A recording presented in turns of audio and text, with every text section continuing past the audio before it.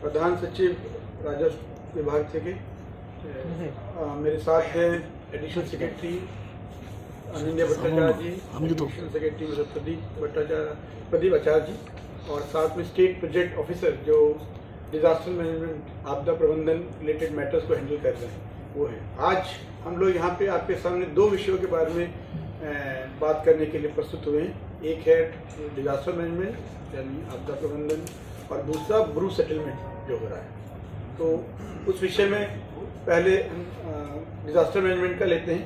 अभी जैसे आप देख रहे हैं ये पीरियड होता है जब बारिश के कारण समस्या आती है, फ्लड जैसी सिचुएशन क्रिएट हो जाती है। तो उस विषय में ये सोचा गया कि लोगों को जानकारी रहे कि अगर कभी कोई आपदा आ रही तो सरकार की तरफ से क्या व्यवस्था की गई है, किस तरह से वो सहायता ले सकते हैं, उस बारे में अवगत कराया जाए। तो जैसे आपको पता ही है डिजास्टर मैनेजमेंट के लिए त्रिपुरा डिजास्टर मैनेजमेंट अथॉरिटी माननीय मुख्यमंत्री की अध्यक्षता में एक बनी हुई एक कमेटी है जिसमें ऑफिशियल्स के साथ जो अलग अलग दफ्तर हैं, मतलब एक्सपर्ट इंस्टीट्यूशन है, CWC central water commission, Indian metrological department, आपका जो NIDM national institute of disaster management, उनके एक्सपर्ट्स हैं।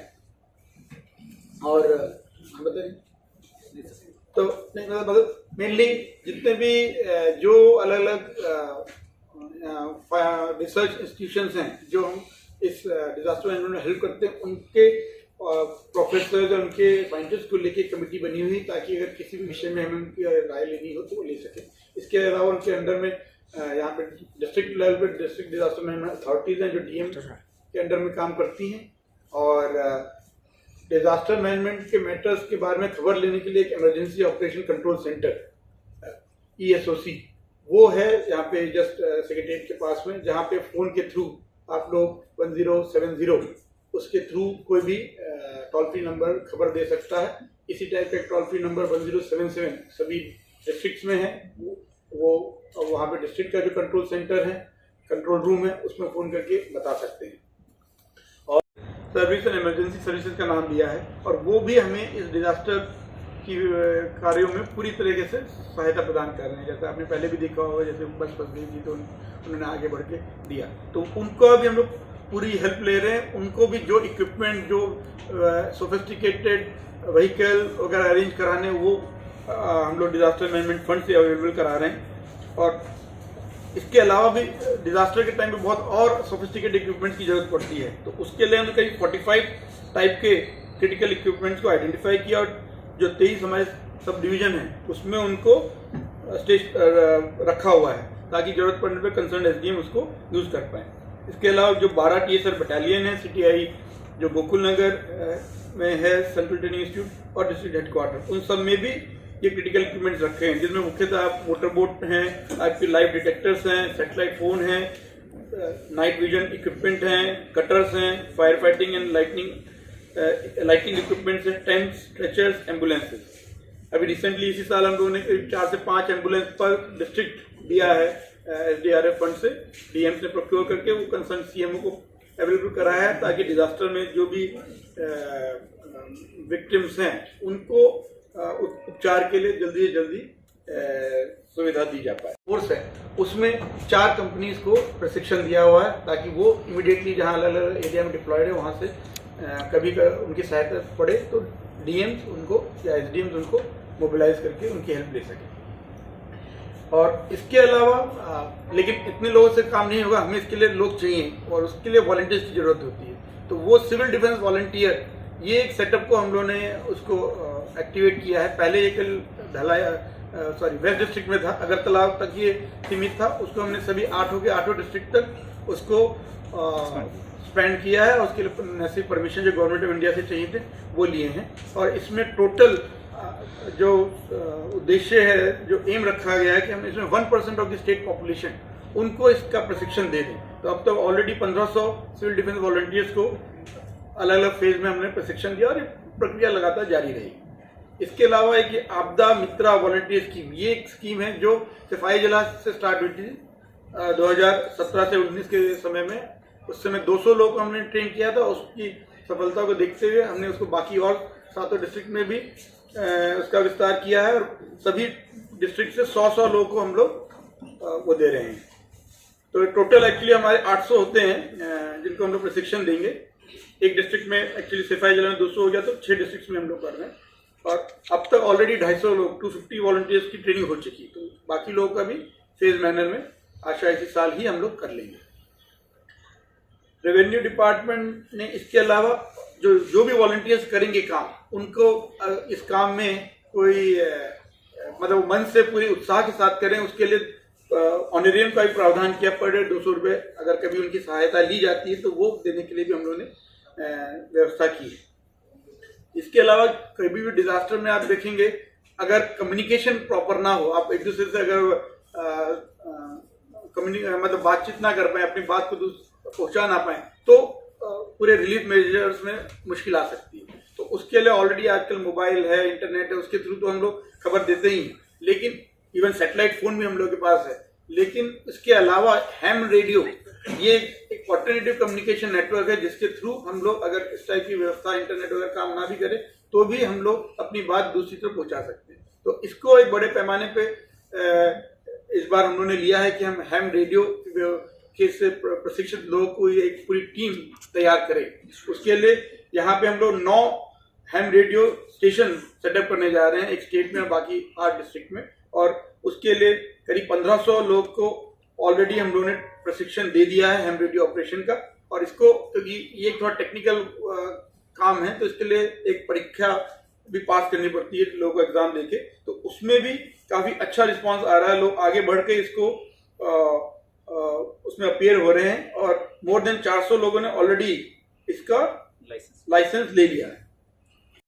डिजास्टर्स होते थे जिससे लोगों को मुख्यतः मुश्किल आती थी, वो SDRF स्कीम में कवर नहीं थे, लेकिन उसको कवर करने के लिए 11 स्टेट स्पेसिफिक डिजास्टर हम लोगों ने नोटिफाई किए हैं, जैसे लाइटनिंग हुआ, fire in shops and houses, जो लैंड इरोजन हुआ, heavy rain, storm, strong wind, heat wave, sunburn, sunstroke और ये ड्राउनिंग या मास ट्रेजेडी अगर रोड एक्सीडेंट हो गया, रेल एक्सीडेंट, इन सबको भी अब हम लोग स्टेट डिजास्टर रिलीफ फंड से पैसा दे सकते हैं। पहले ये परमिसिबल नहीं था, उसमें मेन आपने जो फ्लड है, साइक्लोन है, अर्थक्वेक है, उन्हीं के तक ही वो सीमित था। तो अब ये सब स्टेट डिजास्टर को भी जब उसमें रिकग्निशन मिल गई है तो अब उसमें लोगों को रिलीफ मेजर्स देना में सुविधा हुई है।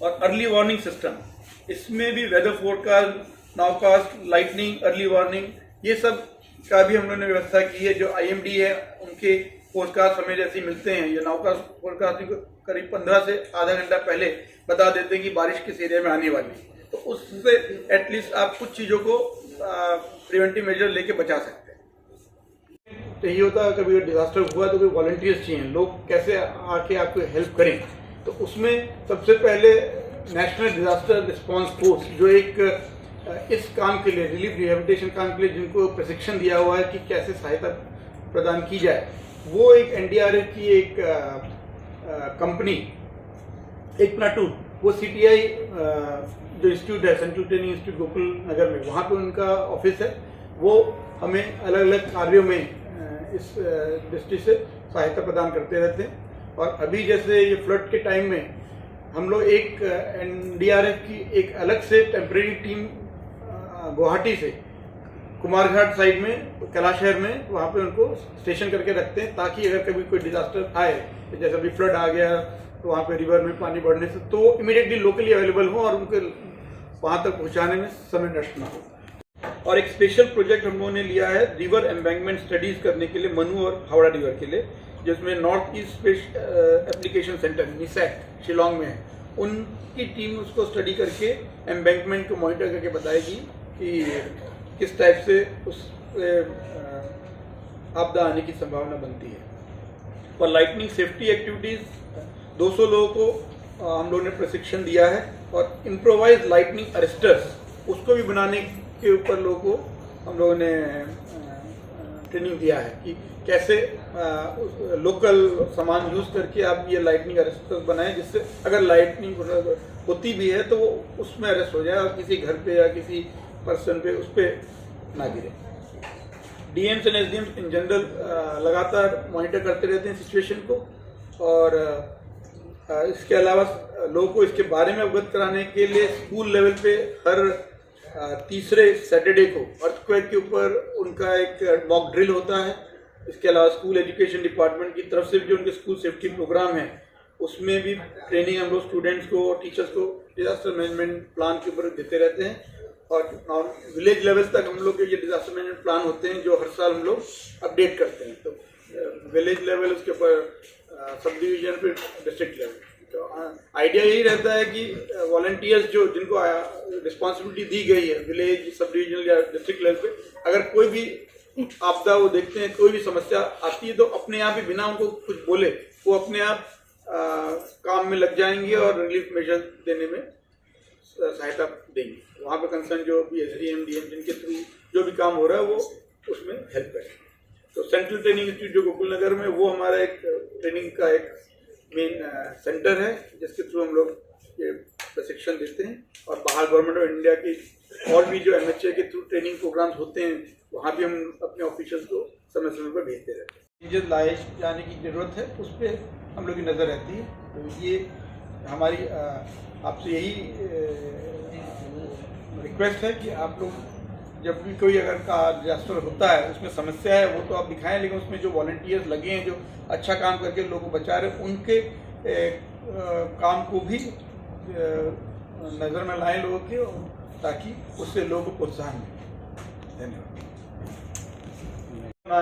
वो सबको ध्यान रखते हुए उनसे कहाँ वो सेटल होना चाहते हैं वो नाम पूछा जा रहा है।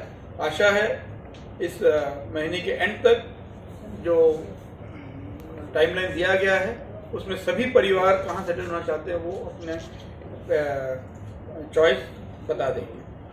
तो ये 12 जो लोकेशन है यही है फाइनल जहाँ पे सेटल किया जा रहा है। कुछ और लोकेशन बीच में मतलब प्रस्ताव आए थे, लोगों ने दिए थे, कुछ पे मतलब इवन विचार भी किया गया था, लेकिन सब बिंदुओं को ध्यान में रखते हुए सभी विषयों को सोच के ये पाया कि ये जो 12 लोकेशन है इनमें जो परिवार है वो सबको सेटल किया जा सकता है। तो और फर्दर उसको कहीं और की जरूरत नहीं पड़ेगी। तो अवगत होगा 1997-98 में ब्रू फैमिलीज मिजोरम से हमारे त्रिपुरा स्टेट में आई थी और नॉर्थ त्रिपुरा में 7 अलग अलग कैंप्स में वो सेटल हुई थी। उस समय कुछ किसी कारण से उनको वहाँ पे मुश्किल हुई थी, तो यहाँ पे उन्होंने शरण ली थी और वो शरण तब से लेके अब तक चल रहा है। उसमें कई बार प्रयास किए गए, government of India, government of Mizoram, state government of Tripura, तीनों ब्रू लीडर्स के साथ बातचीत करके कई बार प्रयास हुए कि उनको वापस मिजोरम में भेजा जाए। कई फेजेस में कुछ परिवार गए भी, लेकिन अंततः देखा गया कि वो प्रक्रिया सक्सेसफुल नहीं हो रही। तो फाइनली जनवरी 2020 में government of India, Mizoram state government और Tripura state government of Bru के जो लीडर्स हैं उन्होंने मिलकर एक एग्रीमेंट साइन किया, जिसमें ये निर्णय लिया कि जितने भी ब्रू फैमिलीज हैं उनको यहीं त्रिपुरा में ही परमानेंटली सेटल कर दिया जाएगा, वो त्रिपुरा के नागरिक बन जाएंगे। तो इसमें एमएचए की तरफ से हमें गवर्नमेंट ऑफ इंडिया का पूरा सपोर्ट है और वहाँ से हम लोग को इसको फंडिंग मिल रही है। तो उस प्रक्रिया में ऑलरेडी हम लोगों ने 12 जगह आइडेंटिफाई की हैं। टोटल फैमिलीज जो हैं 6959 फैमिलीज हैं, जो पॉपुलेशन बनती है करीब 37,000 के ऊपर। इनको हमें परमानेंटली अलग अलग जगह पे सेटल करना है और जो गवर्नमेंट ऑफ इंडिया का जो पैकेज है उसके अंतर्गत उनको घर बनाने के लिए 1.5 लाख का फंड मिलेगा, 50,000 करके 3 किश्तों में। उनको जगह दी जा रही है चिन्हित करके 30 बाई 40 फीट की, वो उनको एक अलग सेपरेट जगह सबको मिलेगी। उसके बाद उनको 4 लाख का एक फिक्स डिपॉजिट दिया जा रहा है, 2 साल तक फिक्स डिपॉजिट रहेगा और उसके बाद फिर उसको अपनी जरूरत के हिसाब से इस्तेमाल कर सकते हैं। और एक बार जब वो परमानेंटली सेटल हो जाएंगे तो उनको 2 साल तक 5,000 रुपये महीना और फ्री राशन मिलेगा। उसके अलावा एक बार जब वो नागरिक बन जाएंगे यहाँ के, तो उनको यहाँ पे Aadhaar card, ration card, ordinary resident register में उनका नाम अंतर्भुक्त हो जाएगा, नरेगा कार्ड मिल जाएगा, इवन इलेक्टोरल रोल में भी उनका नाम इंक्लूड किया जाएगा। तो वो प्रोसेस ऑलरेडी चल रही है। बीच में कोविड आने से थोड़ा उसमें वो गति कम हुई, लेकिन उसके बाद दोबारा उस पर पूरी तरह से लोग लगे हुए हैं। नॉर्थ त्रिपुरा डिस्ट्रिक्ट में मिली है जैसे 7 कैंप्स थे, अब वहाँ से परिवार को और नॉर्थ के अलावा भी बाकी और डिस्ट्रिक्ट में भी ले जाया जा रहा है। तो ढलाई में भी है, ऑलरेडी हमारे अभी 3 कैंप हैं। ऐसे ही जो गोमती डिस्ट्रिक्ट है वहाँ पे भी एक कैंप है और साउथ त्रिपुरा में भी एक कैंप खोलने की बात है। तो अभी 12 लोकेशन आइडेंटिफाई हुए हैं स्टेट गवर्नमेंट में किए हैं जहाँ पे इनको सेटल करना है। मैक्सिमम वो फॉरेस्ट डिपार्टमेंट के फॉरेस्ट लैंड थे, तो उसकी प्रक्रिया होती है। गवर्नमेंट ऑफ इंडिया की मिनिस्ट्री ऑफ एनवायरमेंट और फॉरेस्ट, उसमें फॉरेस्ट डाइवर्जन के लिए उसका एक स्टेज 1, स्टेज 2 2 लेवल पे अप्रूवल लेना होता है। तो वो सब चीज़ें की गई जिसमें कुछ समय लगा। अब उसमें आज की डेट में हम देखते हैं तो बंगोफा पारा, हादूकलो पारा, ये 2 ढलाई डिस्ट्रिक्ट में, इसके अलावा आपका उल्टा छरा, ये 3 ढलाई डिस्ट्रिक्ट में सेटलमेंट चल रहा है। नॉर्थ त्रिपुरा डिस्ट्रिक्ट में कास्को पारा, वेम्बुक छरा, तानी पारा, ये पानी सागर सब डिवीजन में, और हंसा पारा भी पानी सागर सब डिवीजन में, और खाकचा, इस तरह पानी सागर सब डिवीजन में 4 लोकेशन आइडेंटिफाई हुए हैं जहाँ सेटलमेंट चल रहा है। कंचनपुर में भंडारी में पुष्पराम पारा, वहाँ पे चल रहा है। एक गच्छीराम पारा, वहाँ पे भी जल्द ही अब सेटलमेंट प्रक्रिया आरंभ होगी। गोमती डिस्ट्रिक्ट में कोटबुक सब डिवीजन के सिलाछरा में प्लान है, वहाँ पे परिवार को सेटल किया जाए। उस और साउथ त्रिपुरा डिस्ट्रिक्ट के काला लोगांव, वहाँ पे सेटल करने की व्यवस्था की जा रही है। उसके लिए दोनों जगह में, क्योंकि फॉरेस्ट डिपार्टमेंट का लैंड है, तो वहाँ पे अभी हम लोगों ने अप्लाई किया हुआ है कि जल्दी वहाँ पे परमिशन मिल जाए। तो अब तक टोटल जैसे मैंने बताया 6959 फैमिलीज को सेटल करना है। तो इन 12 लोकेशन में 6450 परिवार को कहाँ कितने लोग सेटल होंगे, ये नंबर ऑलरेडी हम लोगों ने जगह देख के प्लॉटिंग करके डीएम की तरफ से वो चिन्हित कर दी है। और उसके अगेंस्ट में 3232 परिवार ऑलरेडी शिफ्ट हो गए हैं या घर बना रहे हैं। इसके अलावा 1241 परिवार की तरफ से हमें नाम मिल गए हैं कि वो इन 12 लोकेशन में कहाँ जाना चाहते हैं। तो इसको इन सबको देखा जाए तो करीब 4400 4473 फैमिलीज के हमारे पास या तो सेटल हो गए हैं या वो कहाँ जाना चाहते हैं वो और नाम हमें मिल गए हैं। इनको छोड़ के अब 2000 करीब 2500 हम कह सकते हैं परिवार ऐसे हैं जिनकी तरफ से हमें अभी नाम लेने हैं कि वो कहाँ सेटल होंगे। और गवर्नमेंट ऑफ इंडिया का ये जो प्रोग्राम जो था, एग्रीमेंट था, उसको सेटलमेंट का एक निश्चित समय दिया गया था। उसको अगर हम देखें तो समय काफ़ी हो गया, 2 साल के ऊपर हो गया है। तो उन्होंने अब 31 अगस्त का समय दिया है कि 31 अगस्त तक कौन से परिवार कहाँ किस कैंप में जाने वाले हैं ये पक्का हो जाए। उसके बाद उसके शिफ्टिंग में जो समय लगेगा वो तो एक प्रक्रिया प्रोसेस का पार्ट है, लेकिन तब तक ये क्लैरिटी आ जानी चाहिए 31 अगस्त तक कि कौन से परिवार कहाँ जा रहा है। अगर वो अभी तक डिसीजन वो परिवार नहीं ले पाए तो गवर्नमेंट इंडिया उनको जो भी अभी फाइनेंशियल हेल्प दे रही है, मेंटेनेंस कॉस्ट दे रही है, वो मिलना मुश्किल होगा। वो फिर वो आगे कंटिन्यू नहीं करेगा।